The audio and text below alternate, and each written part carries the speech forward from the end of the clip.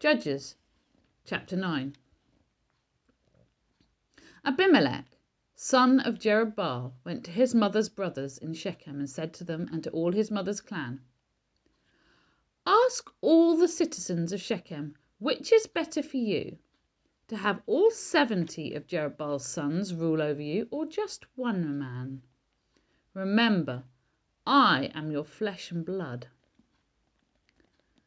When the brothers repeated all this to the citizens of Shechem, they were inclined to follow Abimelech, for they said, "He is related to us." They gave him 70 shekels of silver from the temple of Baal-berith, and Abimelech used it to hire reckless scoundrels who became his followers. He went to his father's home in Ophrah, and on one stone murdered his 70 brothers, the sons of Jerubbaal. But Jotham, the younger son of Jerubbaal, escaped by hiding. Then all the citizens of Shechem and Beth Milo gathered beside the great tree at the pillar in Shechem to crown Abimelech king. When Jotham was told about this, he climbed up on the top of Mount Gerizim and shouted to them, "Listen to me, citizens of Shechem, so that God may listen to you." One day the trees went out to anoint a king for themselves. They said to the olive tree, "Be our king." But the olive tree answered, "Should I give up my oil, by which both gods and humans are honoured, to hold sway over the trees?" Next the tree said to the fig tree, "Come and be our king." But the fig tree replied, "Should I give up my fruit, so good and sweet, to hold sway over the trees?" Then the tree said to the vine, "Come and be our king." But the vine answered, "Should I give up my wine, which cheers both gods and humans, to hold sway over the trees?" Finally, all the trees said to the thorn bush, "Come and be our king." The thorn bush said to the trees, "If you really want to anoint me king over you, come and take refuge in my shade. But if not, then let fire come out of the thorn bush and consume the cedars of Lebanon." Have you acted honourably and in good faith by making Abimelech king? Have you been fair to Jerubbaal and his family? Have you treated him as he deserves? Remember that my father fought for you and risked his life to rescue you from the hand of Midian. But today you have revolted against my father's family. You have murdered his 70 sons on a single stone and have made Abimelech, the son of his female slave, king over the citizens of Shechem, because he is related to you. So have you acted honourably and in good faith towards Jerubbaal and his family today? If you have, may Abimelech be your joy, and may you be his too. But if you have not, let fire come out from Abimelech and consume you, the citizens of Shechem and Beth Milo. Let fire come out from you, the citizens of Shechem and Beth Milo, and consume Abimelech.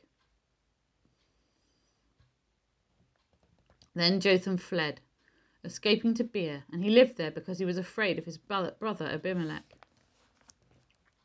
After Abimelech had governed Israel for 3 years, God stirred up animosity between Abimelech and the citizens of Shechem, so that they acted treacherously against Abimelech. God did this in order that the tribe against Jerubbaal's 70 sons, the shedding of their blood, might be avenged on their brother Abimelech and on the citizens of Shechem, who had helped him murder his brothers. In opposition to him, these citizens of Shechem set men on the hilltops to ambush and rob everyone who passed by, and this was reported to Abimelech. Now Gaal, son of Ebed, moved with his clan into Shechem, and its citizens put their confidence in him. After they had gone out into the fields and gathered the grapes and trodden them, they held a festival in the temple of their god. While they were eating and drinking, they cursed Abimelech. Then Gaal, son of Ebed, who said, "Who is Abimelech, and why should we Shechemites be subject to him? Isn't he Jerubbaal's son? And isn't Zebul his deputy? Serve the family of Hamor, Shechem's father. Why should we serve Abimelech? If only this people were under my command, then I would get rid of him. I would say to Abimelech, 'Call out your whole army.' When Zebul, the governor of the city, heard what Gaal, son of Ebed, said, he was very angry. Under cover he sent messengers to Abimelech, saying, Gaal, son of Ebed, and his clan have come to Shechem, and are stirring up the city against you. Now then, during the night, you and your men should come and lie in wait in the fields. In the morning, at sunrise, advance against the city. When Gaal and his men come out against you, seize the opportunity to attack him.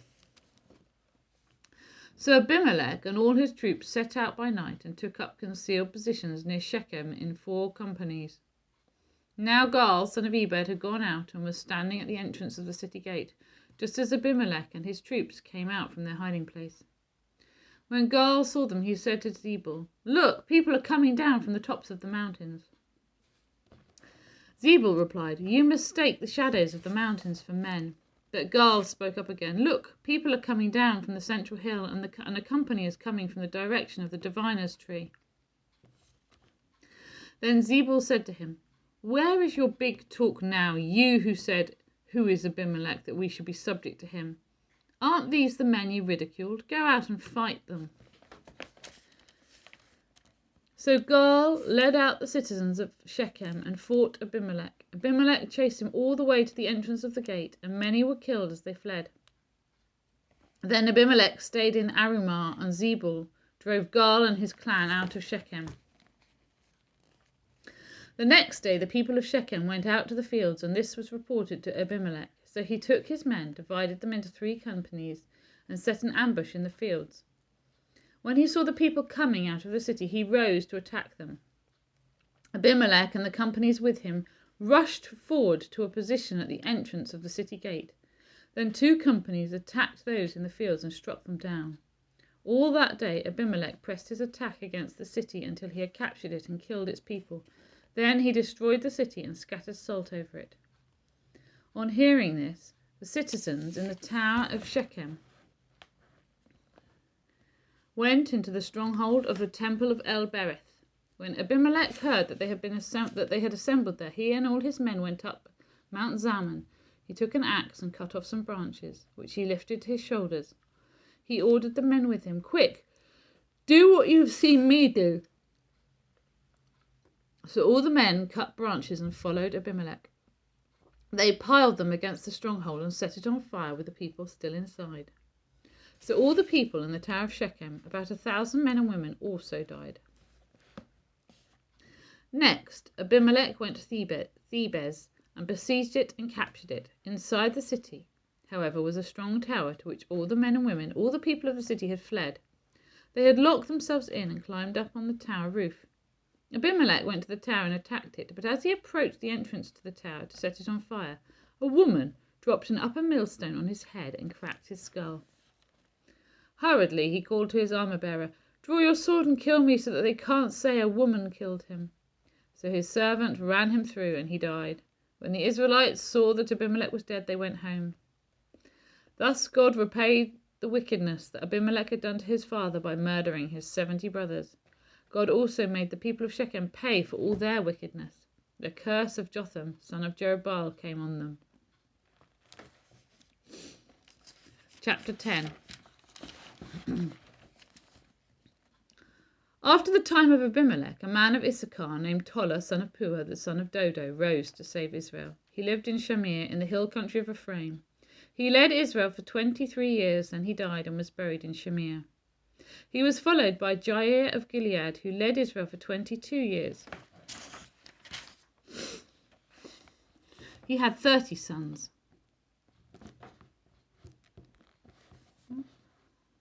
Who rode 30 donkeys. They controlled 30 towns in Gilead, which to this day are called Havoth Jair.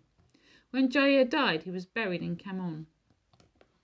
Again, the Israelites did evil in the eyes of the Lord. They served the Baals and the Ashtaroths and the gods of Aram, the gods of Sidon, the gods of Moab, the gods of the Ammonites, and the gods of the Philistines. And because the Israelites forsook the Lord and no longer served him, he became angry with them. He sold them into the hands of the Philistines and the Ammonites, who that year shattered and crushed them. For 18 years they oppressed all the Israelites on the east side of the Jordan in Gilead, the land of the Amorites. The Ammonites also crossed the Jordan to fight against Judah, Benjamin, and Ephraim. Israel was in great distress. Then the Israelites cried out to the Lord, "We have sinned against you, forsaking our God and serving the Baals." The Lord replied, "When the Egyptians, the Amorites, the Ammonites, and the Philistines, the Sidonians, and the Amalekites, and the Maonites oppressed you, and you cried to me for help, did I not save you from their hands? But you have forsaken me and served other gods, so I will no longer save you.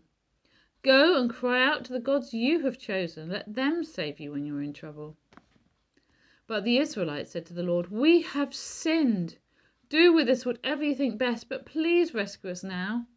Then they got rid of the foreign gods among them and served the Lord, and he could bear Israel's misery no longer.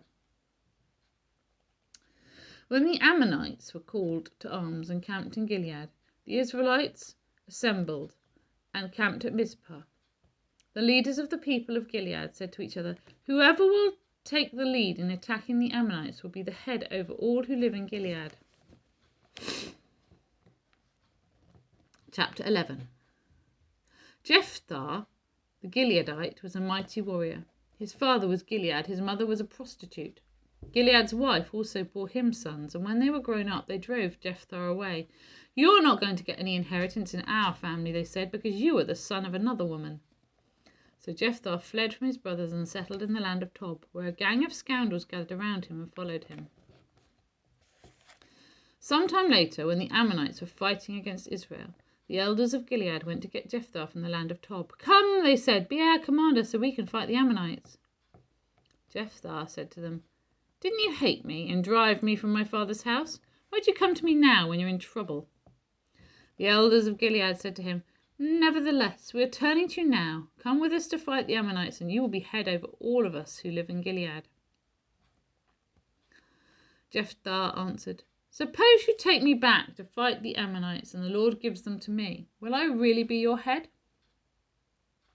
The elders of Gilead replied, "The Lord is our witness. We will certainly do as you say." So Jephthah went with the elders of Gilead, and the people made him head and the commander over them. And he repeated all his words before the Lord in Mizpah.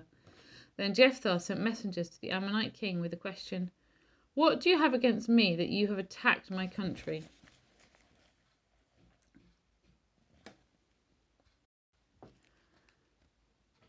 The king of the Ammonites answered Jephthah's messengers, "When Israel came up out of Egypt, they took away my land from the Arnon to the Jabbok and all the way to the Jordan. Now give it back peaceably." Jephthah sent back messengers to the Ammonite king, saying, "This is what Jephthah says. Israel did not take the land of Moab or the land of the Ammonites.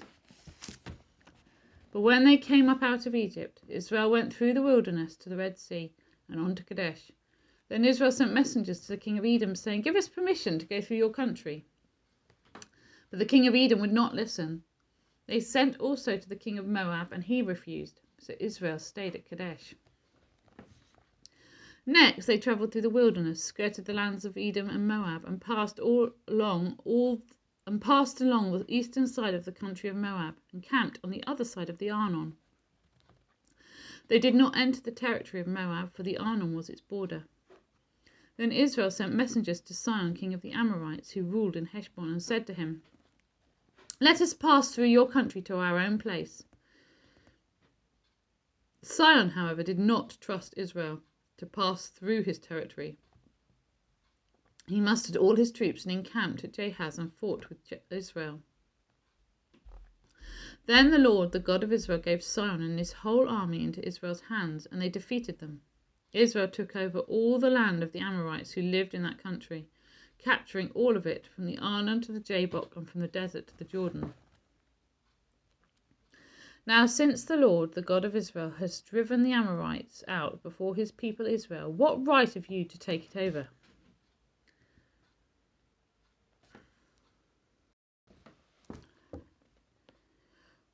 "Will you not take what your god Chemosh gives you? Likewise, whatever the Lord our God has given us, we will possess. Are you any better than Balak, son of Zippor, king of Moab? Did he ever quarrel with Israel or fight with them?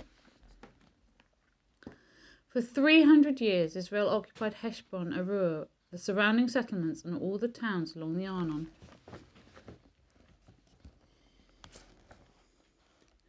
Why didn't you retake them during that time?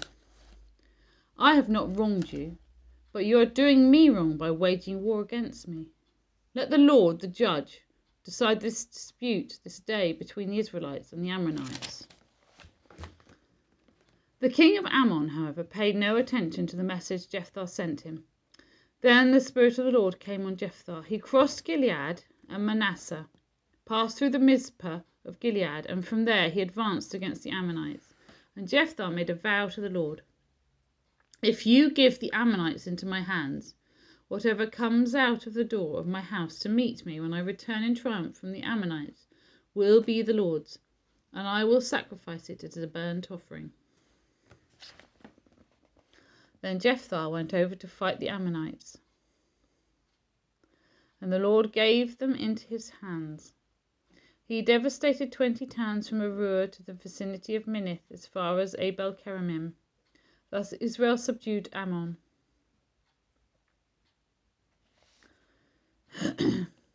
When Jephthah returned to his home in Mizpah, who should come out to meet him but his daughter, dancing to the sound of tambourines? She was an only child. Except for her, he had neither son nor daughter. When he saw her, he tore his clothes and cried, "Oh, no, my daughter, you have brought me down. I am devastated. I have made a vow to the Lord that I cannot break." "My father," she replied, "you have given your word to the Lord. Do to me just as you promised, now that the Lord has avenged you of your enemies, the Ammonites. But grant me this one request," she said. "Give me 2 months to roam the hills and weep with my friends, because I will never marry." "You may go," he said. And he let her go for 2 months. She and her friends went into the hills and wept because she would never marry. After the 2 months she returned to her father, and he did to her as he had vowed, and she was a virgin.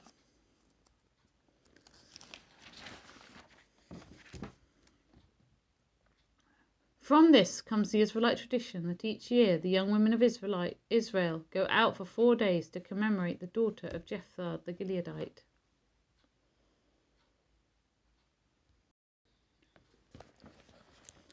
Psalm 17,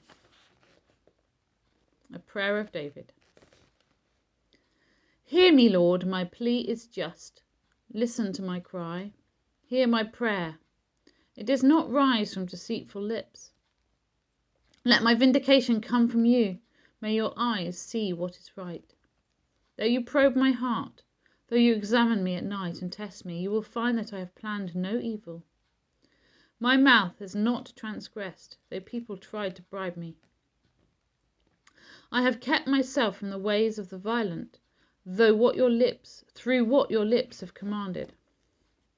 My steps have held to your paths, my feet have not stumbled. I call on you, my God, for you will answer me. Turn your ear to me and hear my prayer.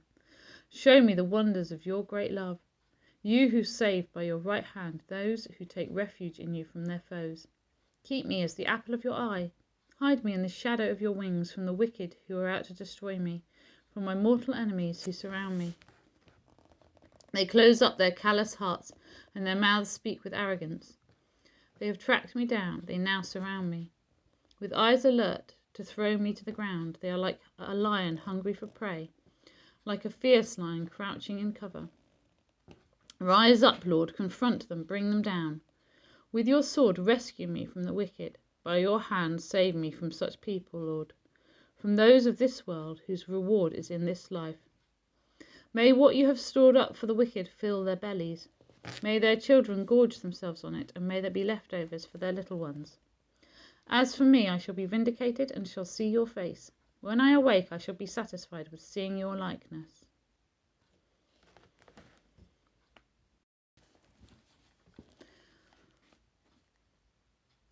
Luke 23.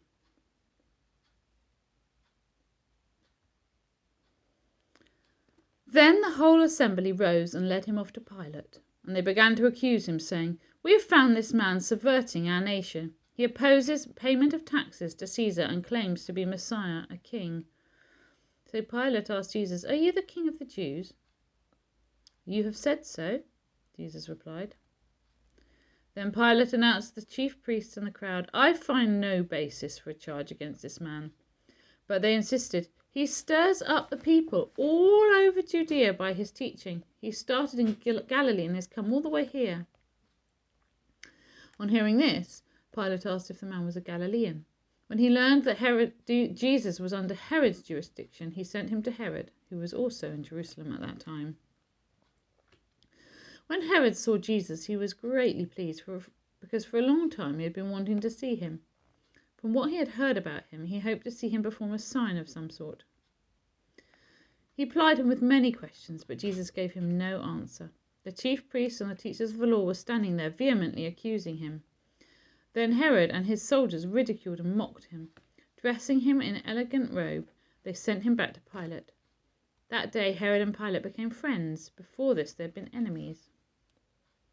Pilate called together the chief priests, the rulers of the people, and said to them, "You brought me this man as one who was inciting the people to rebellion. I have examined him in your presence and have found no basis for your charges against him. Neither has Herod, for he sent him back to us. So, as you can see, he has done nothing to deserve death. Therefore I will punish him and then release him." But the whole crowd shouted, "Away with this man! Release Barabbas to us!" Barabbas had been thrown into prison for an insurrection in the city and for murder. Wanting to release Jesus, Pilate appealed to them again, but they kept shouting, "Crucify him! Crucify him!" For the third time he spoke to them. "Why? What crime has this man committed? I have found in him no grounds for the death penalty. Therefore I will have him punished and then release him." But with loud shouts they insistently demanded that he had to be crucified, and their shouts prevailed. So Pilate decided to grant their demand. He released the man who had been thrown into prison for insurrection and murder, the one they asked for, and surrendered Jesus to their will. As the soldiers led him away, they seized Simon from Cyrene, who was on his way from the country, and put the cross on him and made him carry it behind Jesus. A large number of people followed him, including women who mourned and wailed for him. Jesus turned and said to them, "Daughters of Jerusalem, do not weep for me.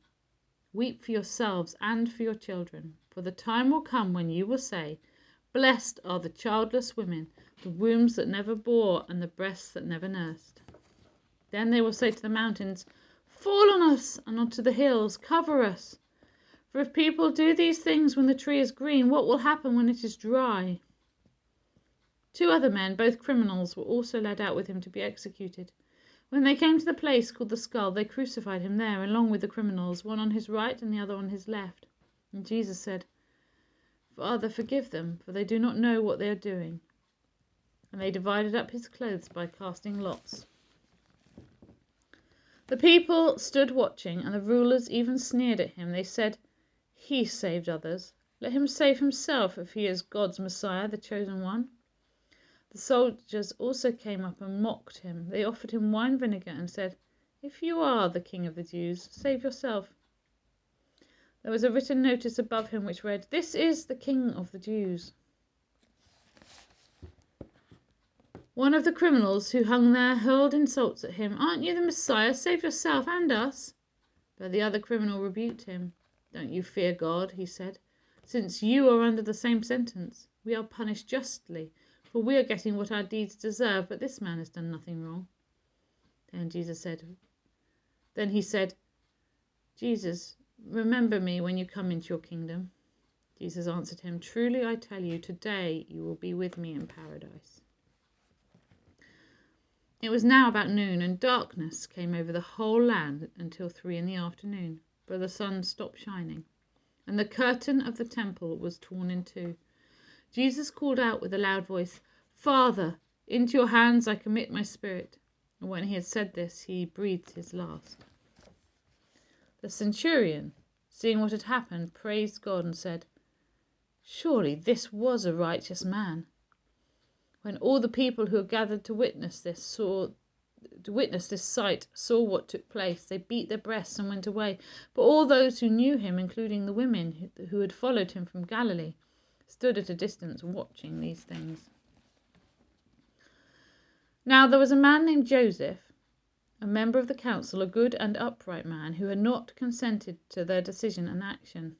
He came from the Judean town of Arimathea, and he himself was waiting for the kingdom of God. Going to Pilate, he asked for Jesus' body. Then he took it down, wrapped it in linen cloth, and placed it in a tomb cut in the rock, one in which no one had yet been laid. It was preparation day, and the Sabbath was about to begin. The women who had come with Jesus from Galilee followed Joseph and saw the tomb and how his body was laid in it. Then they went home and prepared spices and perfume, but they rested on the Sabbath in obedience to the commandment.